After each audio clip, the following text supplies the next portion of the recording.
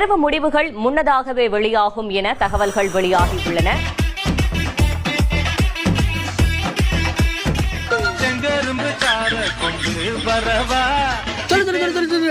நிக்க விட்டு கொள்ளவா இல்ல ஓட விட்டு கொள்ளவா, கழுத்து நிறுத்தி கொள்ளவா இல்ல கைத்துல கட்டி கொள்ளவா, மருந்து வச்சு கொள்ளவா இல்ல மண்டையை ஒடிச்சு கொள்ளவா? சொல்லு என்ன மார்க்? அது மாதிரி சொல்லு, அது மாதிரி சொல்லு. நீ 450 எடுத்துருவேன்.